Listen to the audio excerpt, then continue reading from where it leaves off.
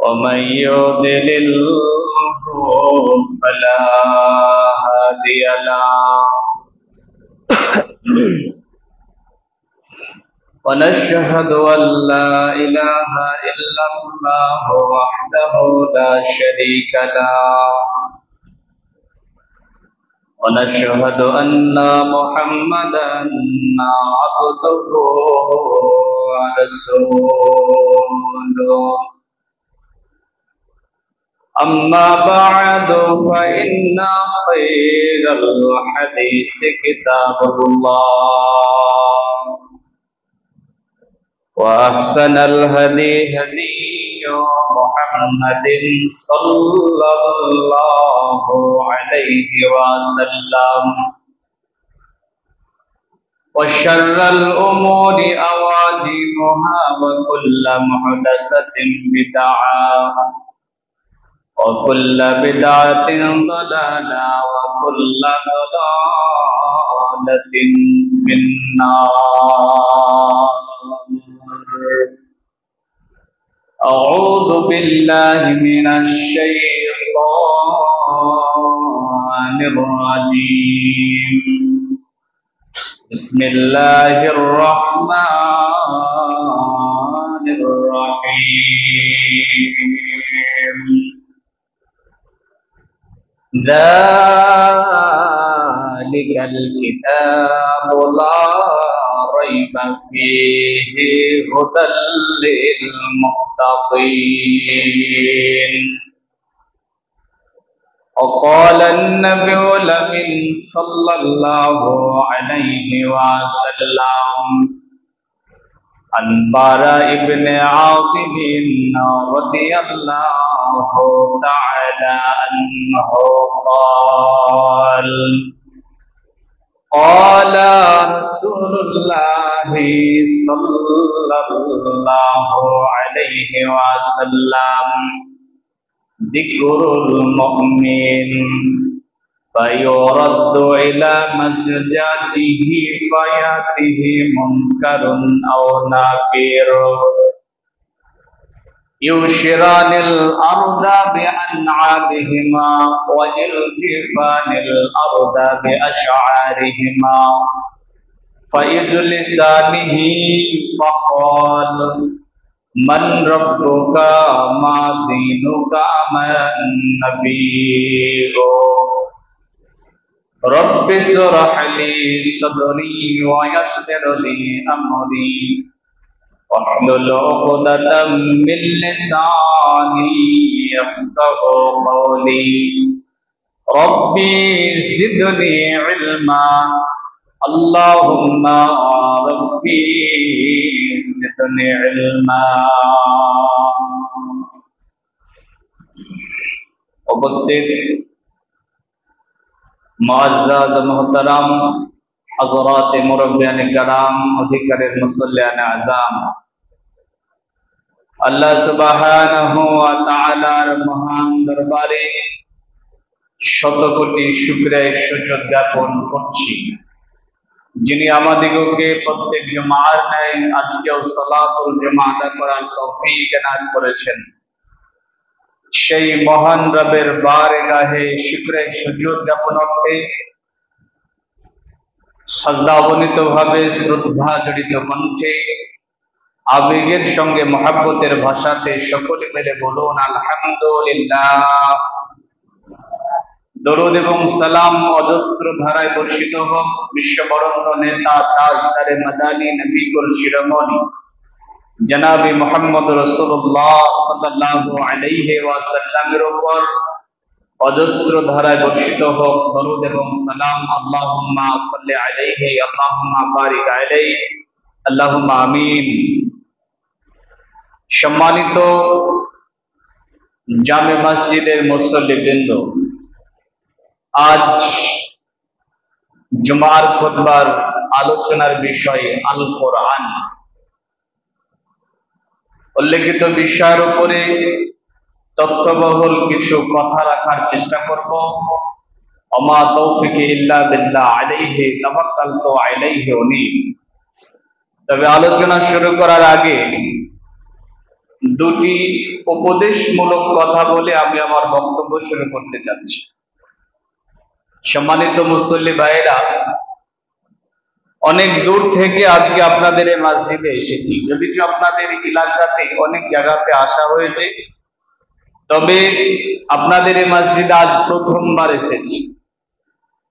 আর দূর থেকে কষ্ট করে আপনাদের এলাকায় আসার পরে আমি বাংলাদেশে গিয়ে শেখ আব্দুর রাজ্জাক বিন ইউসুফ, মুজাফফর বিন মহসিন ওনাদের সঙ্গে প্রোগ্রাম করি বা ওনাদের দাওয়াত মসজিদে খুতবা দিয়ে যে ভালো লাগাটা কাজ করে আপনাদের এলাকাতে এসে সেটাই কাজ করে, যার জন্য আপনাদের এলাকাতে ভাইয়েরা ডাকলে তাদের ডাকে সাড়া দিয়ে আমরা আসি।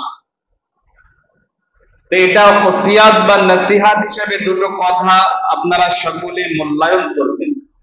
তার প্রথম কথা হচ্ছে, শেখ উসাইমিন রাহিমাহুল্লাহ তিনি একটি বই লিখেছেন, ফতোয়ার বই। ফতোয়ার বইটির নাম হচ্ছে ফতোয়াই আরকানুল ইসলাম। এই ফতোয়াই আরকানুল ইসলামে তিনি একটি ফতোয়া দিয়েছেন যে কোন মুসাল্লি যদি ইচ্ছাকৃতভাবে মুয়াজ্জিনের আজানের জবাব না দেয়, ইচ্ছাকৃতভাবে আজান হচ্ছে আর আজানের জবাব যদি কোনো মুসাল্লি না দেয়, তো শেখ উসাইমিন রাহিমাহুল্লাহ তিনি বলছেন তার সালাত হবে না। আমি আপনাদের এই যেই কজনে মুসাল্লি আছেন, আজান যখন হচ্ছিল তখন বেশিরভাগ মুসল্লিদেরকে লক্ষ্য করে দেখলাম যে আপনারা আজানের জবাব দেননি। মুয়াজ্জিন যখন আজান দেবে তখন মুয়াজ্জিনের আজানের জবাব মুয়াজ্জিন যা বলবে আপনাকে তাই বলতে হবে। মুয়াজ্জিন বলবে আল্লাহু আকবার, আল্লাহু আকবার, তো আপনাকে বলতে হবে আল্লাহু আকবার, আল্লাহু আকবার। শুধুমাত্র হাইয়া আলাস সালাহ, হাইয়া আলাল ফালাহ, এই দুই জায়গাতে শুধুমাত্র বলতে হবে লা হাওলা ওয়ালা কুওয়াতা ইল্লা বিল্লাহ। শেষ পর্যন্ত বলবেন, লা ইলাহা ইল্লাল্লাহ পর্যন্ত বলবেন। তো বিশ্বনবী বলছেন যদি কোনো মুসল্লি এমন ভাবে আজানের জবাব দিতে পারে, দাখালাল জান্নাহ, সে জান্নাতে যাবে। বলেন সুবহানাল্লাহ। এরপরে তিনি বলেন আজান হলো, জবাব দিল, যদি কোনো মুসাল্লি আজানের পরে দরুদ ইব্রাহিম পড়তে পারে। সকলের মুখস্থ আছে আল্লাহুম্মা সাল্লি আলা মুহাম্মদ ওয়া আলা আলি মুহাম্মদ কামা সাল্লাইতা আলা ইব্রাহিম ওয়া আলা আলি ইব্রাহিম ইন্নাকা হামিদুম মাজিদ। এই যে দরুদ ইব্রাহিম এটা পড়লো, এরপরে আজানের শেষের দোয়া পড়লো আল্লাহুম্মা রাব্বা হাযিহিদ দাতিত তাম্মা ওয়াস সালাতিল কায়িমা আতি মুহাম্মাদান ওয়াসিলাতাল ফাজিলা ওয়া বা'আসহু মাকামা মাহমুদান আল্লাযী ওয়া'আদতা, এটা পড়লো। তারপরে যদি শাহাদা বাক্য পাঠ করতে পারে, আশহাদু আল্লা ইলাহা ইল্লাল্লাহ আশহাদু আন্না মুহাম্মাদান আবদুহু ওয়া রাসূলুহু, এই বাক্য পাঠ করতে পারে, তারপরে যদি বলতে পারে রাজিতু বিল্লাহি রাব্বাও ওয়া বিল ইসলাম দীনা ওয়া বি মুহাম্মাদান আবদুহু ওয়া রাসূলুহু, তো বিশ্বনবী বলছেন তার জন্য আল্লাহ জান্নাতে 7টা ঘর বানাবেন। বলেন সুবহানাল্লাহ। এত দামি একটা ইবাদত, এত দামি একটা আমল থেকে নিজেকে বঞ্চিত করেছেন। যদি এইগুলো না পারেন, অন্তত আজানের জবাব থেকে নিজেকে বঞ্চিত করবেন না। বলেন ইনশাআল্লাহ। সম্মানিত ভাইরা, আশা করি যে আপনাদের মসজিদে আরো কিছু মুসাল্লি আসবে। তো শেষের বেলা আর একটা কথা বলবো, এখন এই পর্যন্ত। তবে আমি যতক্ষণ পর্যন্ত আলোচনা করব, যতক্ষণ পর্যন্ত খুতবা দেব, কোন মুসাল্লি ঘুমানোর চেষ্টা করবেন না, এদিকে সেদিকে তাকানোর চেষ্টা করবেন না, আমার দিকে তাকানোর চেষ্টা করবেন এবং ভিডিও দেখার চেষ্টা করবেন। কিছু মানুষ আছে রেডিও শোনার অভ্যাস, চোখ বন্ধ করে নিচের দিকে থাকে আর রেডিওর তালে তালে মাথাটাকে ঝোঁকায়। আপনারা রেডিও এখন লাইভ দেখছেন, ভিডিও আপনার সামনে দাঁড়িয়ে কথা বলছি, যার জন্য মোবাইল দেখলে, টিভির সামনে বসলে যেমন আপনি এক নজরে তাকিয়ে থাকেন, ঠিক সেই রকম ভাবে আমার দিকে তাকিয়ে থেকে আলোচনা শ্রবণ করবেন। এটা আপনাদের কাছে আমার আন্তরিকভাবে বিশেষ অনুরোধ। সম্মানিত ভাইয়েরা, আসুন আমি যে বিষয়টি নিয়ে আজকে আপনাদের সামনে আলোচনা করব, এটা একটি ভাইটাল এবং গুরুত্বপূর্ণ বিষয়, যেটা আপনার জন্য বোঝা জানা অতীব জরুরি। আলোচনার বিষয় আল কোরআন। আল কোরআনটা কি? আমরা সকলে জানি আল কোরআন হচ্ছে ঐশী গ্রন্থ। আল্লাহ রাব্বুল আলামিন আমাদেরকে দিয়েছেন মুহাম্মদ সাল্লাল্লাহু আলাইহি সাল্লামের মাধ্যমে ঐশী গ্রন্থ। আল কোরআনটা হচ্ছে ঐশী বাণী। আল কোরআন হচ্ছে আমাদের জন্য গাইডস বুক, ম্যানুয়াল বুক। দেখবেন পৃথিবীর যে কোম্পানি আছে তারা যখন কোনো প্রোডাক্ট বাজারে লঞ্চ করে তখন সে প্রোডাক্টের সঙ্গে একটা বুকলেট দেয়। একটা মোবাইলের সিম কার্ড কিনবেন তো সেই সিমের সঙ্গে একটা বুকলেট পাবেন, ইংরেজিতে ছোট ছোট করে লেখা থাকে, হিন্দিতে ছোট ছোট করে লেখা থাকে। মোবাইলের কভারের মধ্যে পাবেন, একটা মোটর কিনবেন, একটা ফ্যান কিনবেন, লাইট কিনবেন, প্রত্যেকটার মধ্যে দেখবেন একটা চটি, এক পৃষ্ঠার হলেও বুকলেট থাকে। পৃথিবীর কোম্পানির এটা রুলস, যখন তারা কোনো প্রোডাক্ট বাজারে লঞ্চ করে তার সঙ্গে একটা গাইডস বুক দেয়, ম্যানুয়াল বুক দেয়। আল কোরআন হচ্ছে আমাদের জন্য গাইডস বুক, যেটা রব্বুল আলামিন দিয়েছেন, আমাদেরকে বানিয়েছেন আল্লাহ সুবহানাহু ওয়া তাআলা। আমরা হচ্ছি তেনার, আমাদের কোম্পানির মালিক তিনি, আমাদের গাইডস বুক আল কোরআন। সম্মানিত ভাইরা, আল কোরআন এক নাম্বার বললাম এটা গাইডস বুক, মনে রাখবেন। নাম্বার 2, আল কোরআন এটা হচ্ছে রব্বুল আলামিনের দেওয়া সর্বশ্রেষ্ঠ নিয়ামত। পৃথিবীতে আল্লাহ রাব্বুল আলামিন আপনাকে পাঠিয়েছেন এবং সারা পৃথিবীটাকে তিনি নিয়ামত দিয়ে ভরিয়েছেন। আপনার ডানে বামে সামনে পিছনে যেদিকেই তাকাবেন সেদিকেই শুধু আল্লাহর নিয়ামত, এছাড়া আর কিছুই দেখতে পাবেন না। আল্লাহর নিয়ামত নেই এমন কোন স্থান নেই। আল্লাহর নিয়ামত যদি আপনি গণনা করতে লাগেন, আল্লাহ বলছেন ওয়াইন তাউদ্দু নিয়ামাতাল্লাহি লা তাহসুহা, আমার নিয়ামত যদি তুমি গণনা করো গুণে শেষ করতে পারবে না। আল্লাহ রাব্বুল আলামিনের দেওয়া নিয়ামত হাত, আল্লাহ রাব্বুল আলামিনের দেওয়া নিয়ামত চোখ, আল্লাহ রাব্বুল আলামিনের দেওয়া নিয়ামত কান, আল্লাহ রাব্বুল আলামিনের দেওয়া নিয়ামত পা, আপনার পুরো শরীরটা, আপনার সুস্থতা, এই সব কিছু আল্লাহর নিয়ামত। পৃথিবীর মাটিতে হাজারো লাখো কোটি আল্লাহর নিয়ামত। তবে আমাদের জন্য রব্বুল আলামিন যত নিয়ামত দিয়েছেন এর মধ্যে সর্বশ্রেষ্ঠ নিয়ামত যার নাম, সেটা হচ্ছে আল কোরআন। এখন প্রশ্ন হতে পারে এত কিছুর মধ্যে আল কোরআন কেন সর্বশ্রেষ্ঠ নিয়ামত? তার উত্তরটা হচ্ছে পৃথিবীতে আর যত নিয়ামত আছে এই নিয়ামত থেকে বঞ্চিত হওয়ার পরে আপনি পৃথিবী এবং পরকাল সাকসেস হতে পারবেন। যদি আপনার একটা হাত না থাকে, যদি একটা পা না থাকে, একটা চোখ না থাকে, তারপরে আপনি পৃথিবী এবং পরকাল সাকসেস হতে পারবেন। পৃথিবীর আর 5টা নিয়ামত থেকে যদি আপনি বঞ্চিত হন তারপরে আপনি কল্যাণ পেতে পারেন, কিন্তু আল কোরআন এমন একটা নিয়ামত, এই নিয়ামত থেকে যদি আপনি বঞ্চিত হন আপনার দুনিয়া এবং পরকাল দুটাই ধ্বংস হবে। নাম্বার 3, গভীর মনোযোগ দিয়ে আলোচনা শ্রবণ করুন। যদি আপনি পা ধরে বসে আছেন ছেড়ে বসুন, ভদ্রতা সহকারে একটু বসে, যারা পাটাকে ধরে বসে আছেন ছেড়ে আমার দিকে তাকিয়ে শুনুন। নাম্বার 3, আল কোরআন হচ্ছে রূহের খোরাক। আল কোরআন রূহের খোরাক। আল্লাহ রাব্বুল আলামিন আমাদেরকে সৃষ্টি করেছেন 2 in 1, একের ভিতরে 2।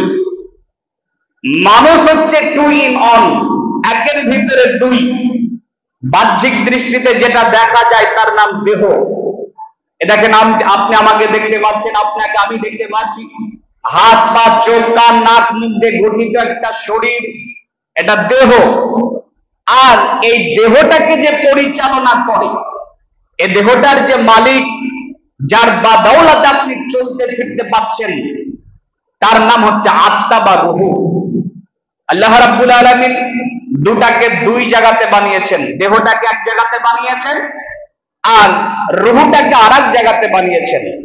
রূহটা বানালেন কোথায়? আবি মুসা আশআরী রাদিয়াল্লাহু তাআলা আনহু বলেন, রাসূল সাল্লাল্লাহু আলাইহি সাল্লাম বলেছেন, ইন্নাল্লাহা খালাকা আদামা মিন কাবজাতিন কাবাজাহা মিন জামিইল আরজ ফাজাআ বানি আদম মিন কাদরিল আরজ মিনহুমাল আহমার ওয়াল আবিয়াজ ওয়াল আসওয়াদ বাইনা জালিক ওয়াস সাহাল ওয়াল হাজম ওয়াল খাবিস ওয়াত তায়ব। আত্মাটা, রূহটা আল্লাহ কোথায় বানালেন দেখেন। পৃথিবীতে একটা বিজ্ঞানী এসেছিল, বিজ্ঞানীটার নাম হচ্ছে ডারউইন।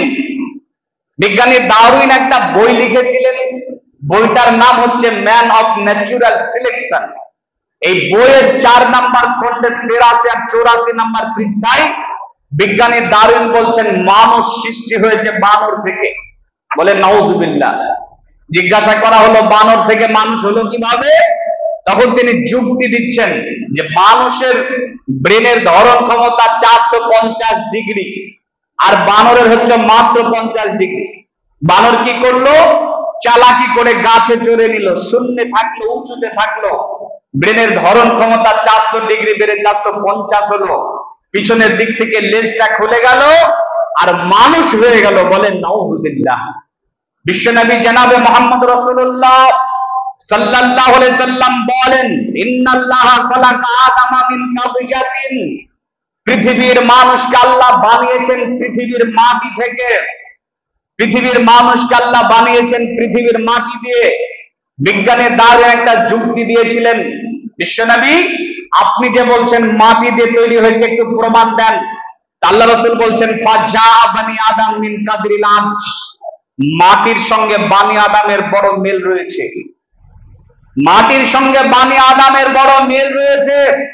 মিনহুমাল আহমার ওয়াল আবিয়াজ ওয়াল আসওয়াদ ওয়া বাইনা জালিক। মাটির কালারের মধ্যে পার্থক্য আছে। কোথাকার মাটি কালো, কোথাকার মাটি সাদা, আবার কোথাকার মাটি লাল। বানি আদমেরও কালারের মধ্যে পার্থক্য আছে। একই পিতার উরুসজাত সন্তান, একই মায়ের পেট থেকে পৃথিবীতে এলো, একজন ফর্সা আর একজন কালো। পৃথিবীর বিজ্ঞানীরা এর কি ব্যাখ্যা দেবে? বিশ্বনবী বলছেন মাটি দিয়ে তৈরি হয়েছে। মাটির যেমন কালারে পার্থক্য আছে, সেম বানি আদমেরও কালারে পার্থক্য আছে। কেউ কালো, কেউ ফর্সা, কেউ লাল। পৃথিবীতে দেখেন একই মায়ের পেট থেকে একজন কালো হলো আর একজন ফর্সা হলো। আফ্রিকার মানুষগুলো কত কালো আর ইংল্যান্ডের মানুষগুলো কত ফর্সা। এই কালারে পার্থক্য কেন? বিশ্বনবী বলছেন মাটি দিয়ে তৈরি করা হয়েছে, মাটির কালারে পার্থক্য, এই জন্য বানি আদমেরও কালারে পার্থক্য। ওয়াসসাহাল ওয়াল হাজম ওয়াল খাবিস ওয়াত তায়ব। মাটির গুণে পার্থক্য আছে, বানি আদমেরও গুণে পার্থক্য আছে। একই পিতার ঔরসজাত সন্তান, একই মায়ের পেট থেকে পৃথিবীতে আসার পরে একজন হলো গুন্ডা আর একজন হলো সমাজের সেবক। একজন হলো নামাজি আর একজন ফুল মাতাল। একজন হলো ড্রাইভার আর একজন হলো কন্ট্রাক্টর। কাউকে ঝাল ভালো লাগে, কাউকে মিষ্টি ভালো লাগে, কাউকে নোনা ভালো লাগে, কাউকে তিতা ভালো লাগে, কাউকে সাদা ভালো লাগে, কাউকে কালো ভালো লাগে, কাউকে দিন ভালো লাগে, কাউকে রাত ভালো লাগে, কাউকে শীত ভালো লাগে, কাউকে গরম ভালো লাগে। কেন এই পার্থক্য? কেন গুণের মধ্যে একটা ডিফারেন্স? মাটি দিয়ে তৈরি করা হয়েছে, মাটির গুণে ডিফারেন্স আছে। এক জায়গাতে ধান ভালো হবে তো আর এক জায়গাতে সরিষা ভালো হবে, এক জায়গাতে রাত ভালো হবে তো আর এক জায়গাতে পাট চাষ হবে। আপনারা মাখনা নামে কোনো চাষ হয় আপনাদের এলাকায়? আশা করি নাম শুনেননি। মাখনা, একানি শুনেছেন? একানি আমাদের এলাকাতে একানি হয়। আপনি চলে যান মালদা, সেখানে মাখনা চাষ হয়। আপনার এলাকাতে কি হয়? ধান হয়, গম হয়। তো মাটির গুণে পার্থক্য আছে, এই কারণে বানি আদমের গুণে পার্থক্য আছে। সম্মানিত দিনী ভাইরা, ভালো করে বোঝার চেষ্টা করেন। পৃথিবীর সর্বপ্রথম মানুষ হযরত আদম আলাইহিস সালামকে আল্লাহ রাব্বুল আলামিন তৈরি করলেন 7 আসমানের উপরে জান্নাতুল ফিরদাউসের মধ্যে আলামে আরওয়াতে। পৃথিবী থেকে একটুকু একটুকু একটুকু করে মাটি নিয়ে গিয়ে তিনি বানালেন আদম আলাইহিস সালামকে। আদম আলাইহিস সালামকে বানানোর পরে তিনার পিঠে হাত বোলালেন। পৃথিবীতে যত মানুষ আছি, আসবে, চলে গেছে, সব মানুষের আত্মা রুহু গুলোকে তেনার পিঠে হাত তুলে আল্লাহ বানালেন, একটা জায়গাতে রেখে দিলেন, তার নাম আলামে আরওয়াহ। এখানে রুহুটা তৈরি হলো, এটা মনে রাখেন। দেহটা কোথায় তৈরি হচ্ছে? আল্লাহ রাব্বুল আলামিন বলেন, ফাইন্না খালাকনাকুম মিন তুরাব, ফাইন্না খালাকনাকুম মিন তুরাব সুম্মা মিন নুতফা সুম্মা মিন আলাকা সুম্মা মিন মুদগাতিন মুখাল্লাকাতিন আও গায়রি মুখাল্লাকা। আল্লাহ বলেন, স্বামী আর স্ত্রীর গভীর প্রেম বিনিময়ের মাধ্যমে পিতার পৃষ্ঠদেশ থেকে 2 ফোঁটা পানি, মায়ের বক্ষদেশ থেকে 2 ফোঁটা পানি, মায়ের পেটের ভিতরে একটা জায়গা, ইন্টেনসিভ ক্যারি ইউনিট, একটা কভার, একটা প্যাকেজ, সেইখানে আল্লাহ রেখে দিলেন এই 4 ফোঁটা পানিকে। কতদিন? 40 দিন। 40 দিন পর সুম্মা মিন আলাকা, সেটা একটা জমাট রক্ত হয়ে গেল। জমাট রক্তটা থাকলো 40 দিন। 40 দিন পর সুম্মা মিন মুদগা, সেটা একটা গোস্তের টুকরা হয়ে গেল। গোস্তের টুকরা থাকলো 40 দিন। এরপর গোস্তের টুকরাটা দিয়ে আল্লাহ রাব্বুল আলামিন একটা স্ট্রাকচার বানালেন, একটা বডি বানালেন। হাত দিলেন, পা দিলেন, চোখ দিলেন, নাক দিলেন, মুখ দিলেন। আপনার দেহটাকে মায়ের পেটের ভিতরে আল্লাহ বানালেন। যখন দেহটা তৈরি হয়ে গেল, ওই যে আসমানের উপরে রূহটা রাখা ছিল, ওটাকে আল্লাহ এবার দেহের মধ্যে ফুঁকে দিলেন। এ দেখেন, মানুষ 2 in 1, একের ভিতরে 2। যখন দেহের ভিতরে রূহটা প্রবেশ করেছে, আল্লাহ বলেন আর মায়ের পেটের ভিতরে থাকলে হবে না। সুম্মা নুখরিজুকুম তিফলা, বাচ্চা আকারে উলঙ্গ অবস্থায় আমাদেরকে পৃথিবীতে আনলেন। পৃথিবীতে আমরা বাচ্চা, ন্যাংটা থেকে হাফ প্যান্ট থেকে ফুল প্যান্ট, তারপরে অনেক নাম গাম পরিচিত। চোখ ছিল অনেক ভালো, এখন দুর্বল। দাড়িগুলা ছিল কালো, এখন সাদা। আস্তে আস্তে দুর্বল হয়ে যায়। এমন একটা দিন আসবে দেহটা রূহটা আলাদা হয়ে যাবে। তবে বন্ধুগণ, যতদিন পর্যন্ত এই দেহটা আর রূহটা একসঙ্গে থাকে, দেহটা আর রূহটা একসঙ্গে থাকে, ততদিন পর্যন্ত দেখবেন মানুষ চলতে পারে। আর এই চলার জন্য মানুষের দেহে খাদ্য প্রয়োজন হয়। কেউ দিনে 2 বার খায়, কেউ 4 বার খায়, কেউ 5 বার খায়। খাদ্য ছাড়া আপনার দেহ চলতে পারবে না। পৃথিবীতে ভাত, রুটি, শাক সবজি, ফল ফ্রুট, এইগুলা হচ্ছে দেহের খাদ্য। আর আল কোরআন হচ্ছে রুহের খাদ্য। আল কোরআন হচ্ছে রুহের খোরাক। আপনি যদি আপনার দেহকে খাদ্য থেকে বঞ্চিত করেন, আপনার শরীরকে যদি আপনি খাদ্য না দেন, আপনার শরীরটা আস্তে আস্তে আস্তে রোগা হয়ে যাবে। আপনার শরীরে যদি ভুল খাদ্য যায়, আপনি অসুস্থ হয়ে যাবেন। ঠিক সেই রকম আজকে মানুষ রুহে খাদ্য দেয় না, খোরাক দেয় না। রুহে ভুল খোরাক দেয়, ভুল খাদ্য দেয়, যার জন্য মানুষের রুহগুলা অসুস্থ হয়ে পড়েছে, অসুস্থ হয়ে পড়েছে। দাঁড়া দাঁড়ান মিল্লাত, তাহলে আপনাদেরকে কোরআন কি, এটা আপনাকে 3টা বললাম। নাম্বার 1, আল কোরআন হচ্ছে আমাদের ম্যানুয়াল বুকস। নাম্বার 2, আল কোরআন হচ্ছে রব্বুল আলামিনের দেওয়া সর্বশ্রেষ্ঠ নিয়ামত। নাম্বার 3, আল কোরআন হচ্ছে রুহের খোরাক। এই 3টা মনে রাখেন। এবারে আসুন, আল কোরআন শিক্ষার গুরুত্ব কতটুকু, খুব মনোযোগ দিয়ে বোঝার চেষ্টা করতে হবে। আল কোরআন শিক্ষা গ্রহণ করা, এটা গুরুত্ব কতটুকু ভালো করে দেখেন। বারা ইবনে আজিব রাদিয়াল্লাহু তাআলা আনহু বলেন, রাসূল সাল্লাল্লাহু আলাইহি সাল্লাম বলেছেন, যিকরুল মুমিন ফায়ুরাদ্দু ইলা মাজাজিহি ফায়াতিহি মুনকারুন আও নাকির ইউশিরানিল আরদা বিআনআবিহিমা ওয়া ইনদিফানিল আরদা বিআশারিহিমা ফাইজলিসানিহি ফাকাল মান রাব্বুকা মা দীনুকা মান নাবিয়ুক। আমরা জানি সবাই একদিন মরে যাব। পৃথিবীতে সবাই বিশ্বাস করে যে মরে যাব।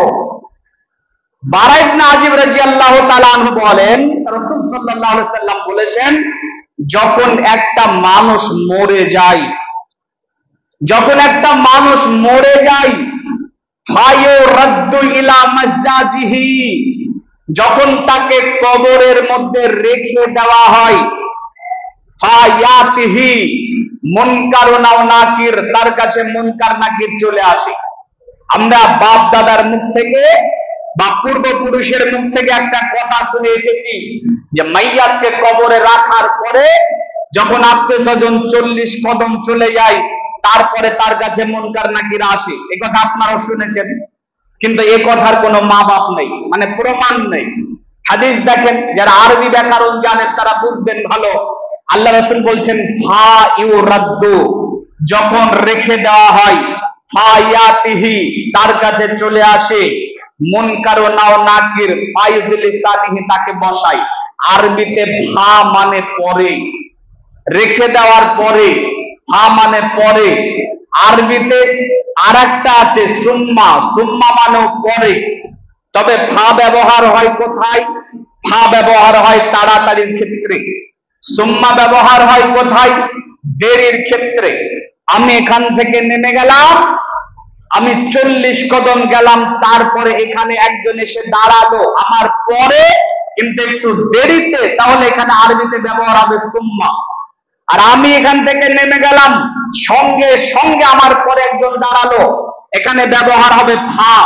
হাদিস দেখুন, আল্লাহ রাসূল বলছেন ফা ইউরাদ্দু, যখনই রেখে দেওয়া হয়, ফা ইয়াতিহি, তার কাছে চলে আসে। ফা না সুম্মা? ফা। হাদিস কি? ফা। হাদিসে সুম্মা নাই। তাহলে 40 কদম নয়, সঙ্গে সঙ্গে, সঙ্গে সঙ্গে মুনকার নাকির চলে আসে। ফাইজলিসানিহি, তাকে জিজ্ঞাসা করে মান রব্বুকা, তোমার রব কে ছিল? মা দীনুকা, তোমার দিন কি ছিল? মান নবিয়ুক, তোমার নবী কে ছিল?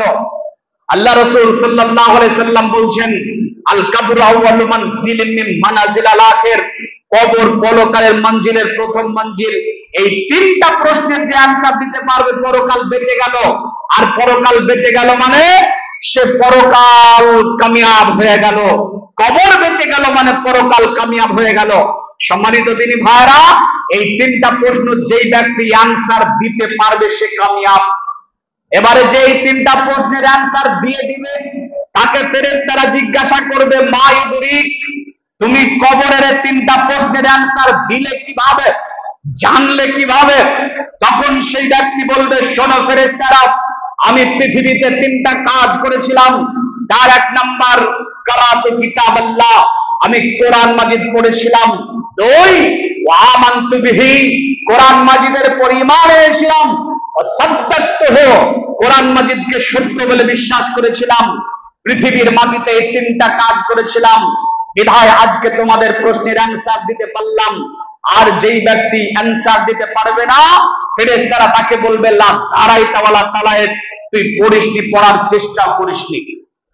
সম্মানিত মুসল্লিবৃন্দ, আমি আপনাকে দেখাচ্ছি আল কোরআন শিক্ষার গুরুত্ব।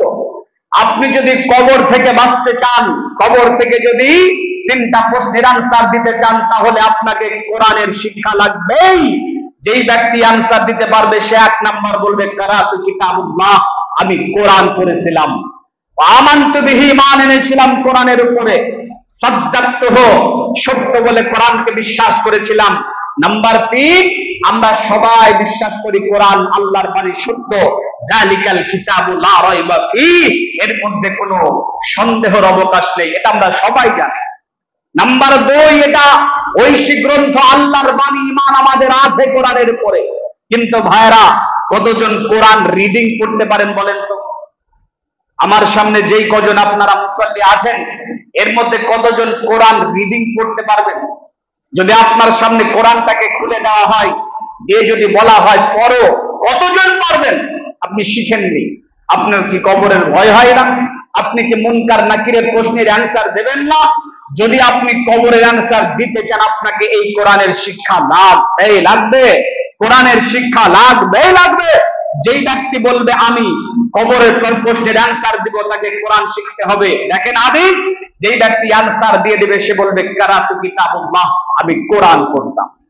কিন্তু বড় দুঃখ এবং পরিতাপের বিষয় হলো এই যে আজকে আমরা এই কোরআনের শিক্ষা থেকে নিজে বঞ্চিত এবং নিজেদের সন্তানদেরকে বঞ্চিত করে রেখেছি। নিজে তো কোরআন পড়তে পারি না, শিখিনি, শেখার চেষ্টা করিনি, নিজের সন্তানটাকেও কোরআনের শিক্ষা থেকে বঞ্চিত করে রেখেছি, নিজের সন্তানকেও কোরআনের শিক্ষা দিই না।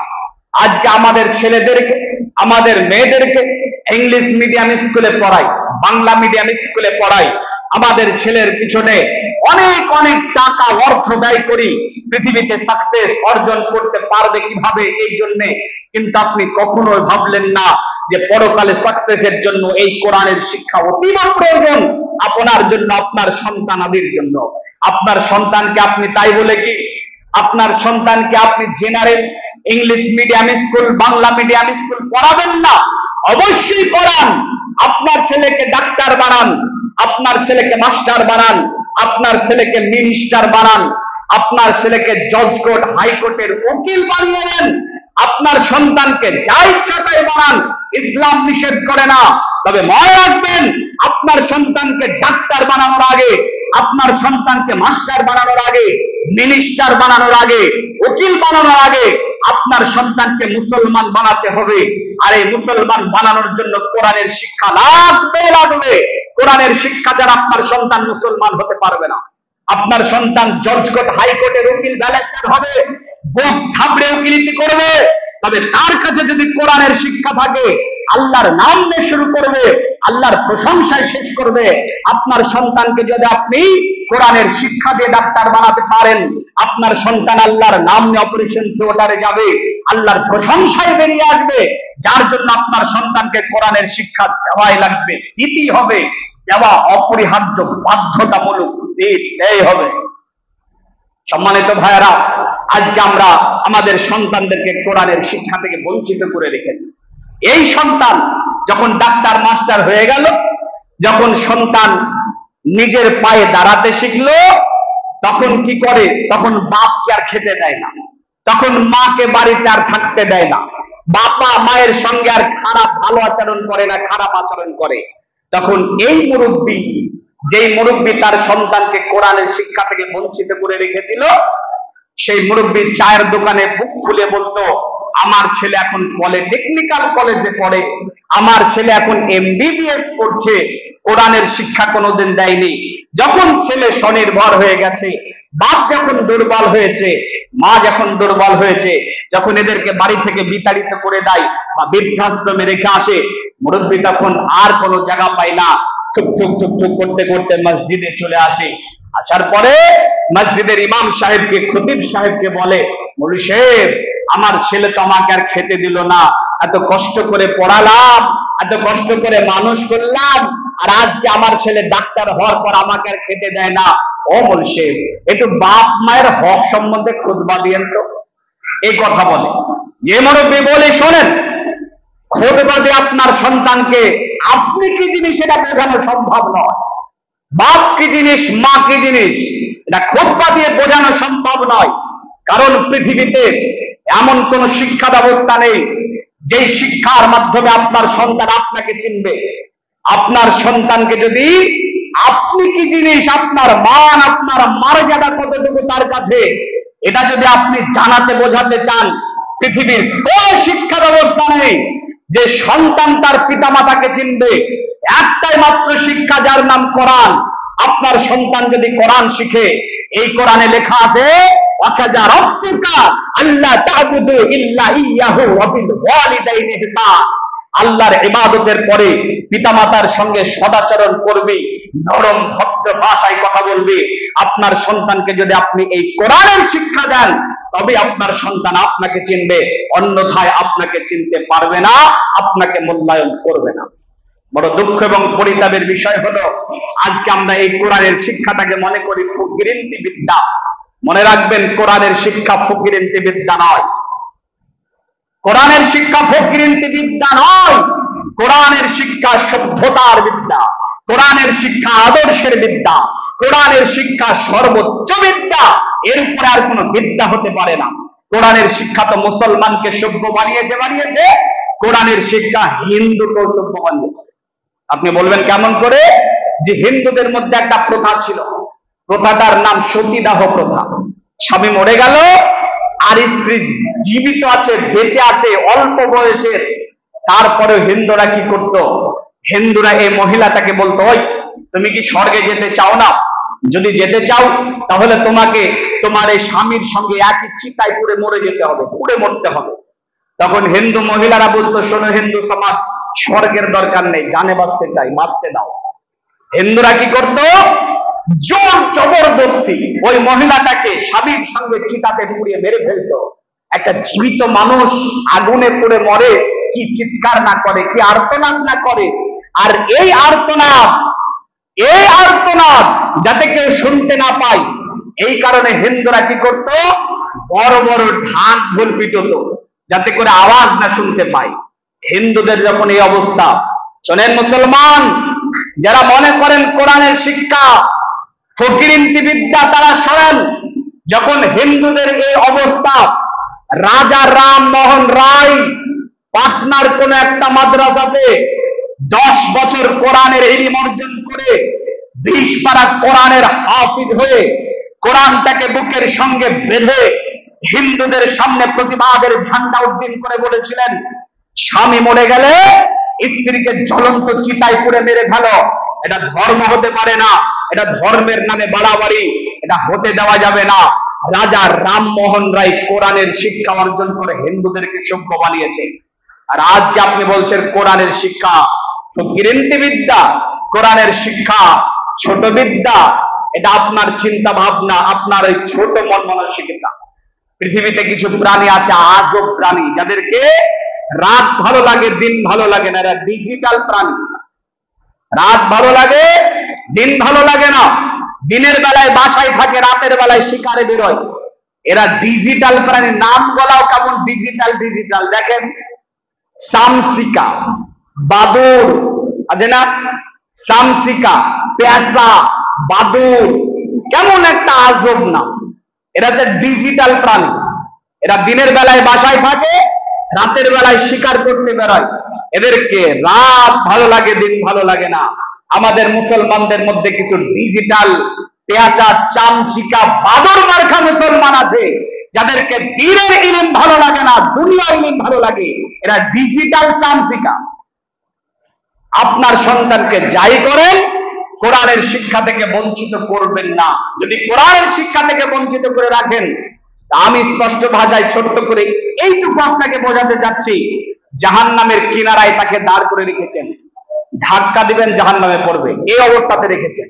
মনে রাখবেন, বিচারের মাঠে যখন সন্তানের ফাইসালা হয়ে যাবে, জাহান্নাম যাবে, জাহান্নাম যাবে, তখন সন্তান আল্লাহকে বলবে, আল্লাহ জাহান্নাম যাবে ঠিক আছে, চলে যাবো, অসুবিধা নেই, কিন্তু আমার ওই বাপকে আর মাকে ডাকা হোক, আমার ওই বাপকে আর মাকে ডাকুন আমার সামনে, আর ওদেরকে জাহান্নামের রাস্তায় শুয়ে দেন, ওদের বুকের উপর দিয়ে হেঁটে যাবো জাহান্নাম। আপনার সন্তান ফ্রি ফায়ার খেলছে, রাত 2টার সময় পাবজি খেলছে, চারিদিককার চুলগুলাকে কেটে মধ্যখানে জুতা পরিষ্কার করা বেরাস রেখেছে, খাঁটি আবু জাহেলের নাতির মতো তার আইডিয়াল হয়ে গেছে। এই সবের কারণ আপনি তাকে কোরআনের শিক্ষা থেকে বঞ্চিত করে রেখেছেন। সম্মানিত দিনে ভাই, যার জন্য কোরআনের শিক্ষা অপরিহার্য, লাগবেই লাগবে, সন্তানকে দেওয়াই লাগবে। আসুন আর 2টা কথা বলবো, সেটা হলো, যদি আপনার সন্তানকে আপনি কোরআনের শিক্ষা দেন, আপনার কি লাভ হবে, আর যেই ব্যক্তি কোরআন শিখবে তার কি লাভ হবে। যদি তো আমি জানি না, তারপরে ভাই আমাকে বলেছেন 1টা পর্যন্ত বলা যাবে। আপনারা কি বিরক্ত হয়েছেন নাকি? এই 2টা পয়েন্ট শুনেলেন, ইনশাল্লাহ কাজে লাগবে। প্রিয় ভাইয়েরা আমার, যদি আপনার সন্তানকে আপনি কোরআনের শিক্ষা দেন, আপনার কি লাভ হবে? পৃথিবীটা একদিন সমূলে নিশ্চিহ্ন হয়ে যাবে, তাবা হয়ে যাবে, সার খার হয়ে যাবে, ধ্বংস হয়ে যাবে।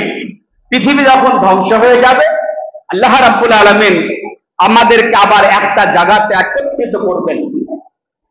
নবী আদম আলাইহিস সালাম থেকে শুরু করে পৃথিবীর শেষ মানুষ পর্যন্ত সবকে, জিন জাতিকে, সবাইকে একত্রিত করবেন। যে জায়গাতে একত্রিত করবেন তার নাম হাসরের ময়দান, তার নাম হাসরের ময়দান। হাসরের ময়দানটা কেমন হবে? রাসূল সাল্লাল্লাহু আলাইহি সাল্লাম বলছেন, ইউশারুন নাস ইয়াউমাল কিয়ামাতি আলা আরদিন বাইদা আফরাআ কা কুরসাতিন নাকি।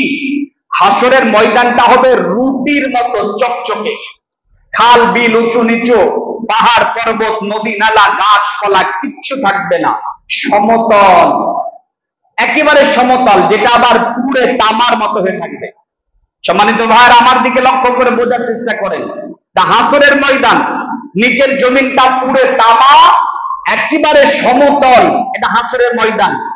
মিকদার রাদিয়াল্লাহু তাআলা আনহু বলেন, রাসূল সাল্লাল্লাহু আলাইহি সাল্লাম বলেছেন, তুদনা শামসু ইয়াউমাল কিয়ামাতি মিনাল খলকি হাত্তা তাকুনা কামিকদারে মাইল। 1 মাইল কাছাকাছি সূর্যটা নেমে আসবে। চিন্তা করেন, নিচের জমিন পুরো তামা, সূর্য আবার 1 মাইল কাছাকাছি, আর মধ্যখানে থাকতে হবে আপনাকে আমাকে, আমাদিগের অবস্থা হুফাতান ওরাতান গুরুলান, খাতনাবিহীন অবস্থায়, উলঙ্গ অবস্থায়, খালি পায়ে এখানে থাকতে হবে।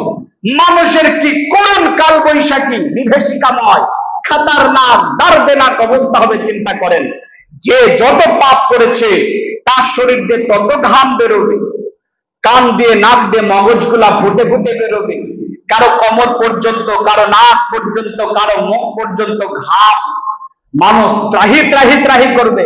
এর নাম হাসরের ময়দান, যে যত পাপ করেছে।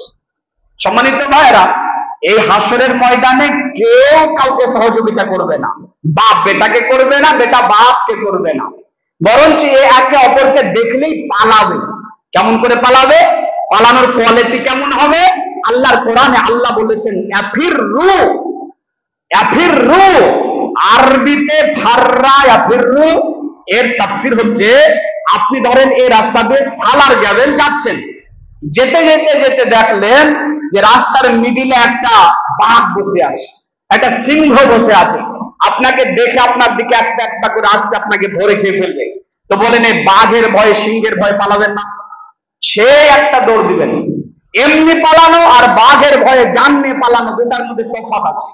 তো মানুষ, বাঘ, সিংহ, হিংস্র প্রাণী, এর ভয়ে জান বাঁচানোর জন্য যে দৌড়টা দেয়, আরবিতে ওটাকে বলা হয় ফাররা ইয়াফিররু। আল্লাহর কোরআনে আল্লাহ বলছেন, ইয়াউমা ইয়াফিররুল মারউ মিন আখিহি, সেদিন একে অপরকে দেখে পালাবে, এইরকম করে পালাবে। হিংস্র প্রাণীকে দেখলে যেমন করে পালায়, অমনি করে পালাবে। কে পালাবে? ভাই পালাবে। কে পালাবে? মা পালাবে, বাপ পালাবে, কেউ কাউকে সহযোগিতা করবে না। নবীগণ পর্যন্ত বলবেন, ইয়া নফসি, ইয়া নফসি, আমার কি হবে, আমার কি হবে। কি করুণ দিন হবে চিন্তা করেন, কি খাতারনাক দিন হবে চিন্তা করেন। নবীগণ বলবেন, ইয়া নফসি, ইয়া নফসি।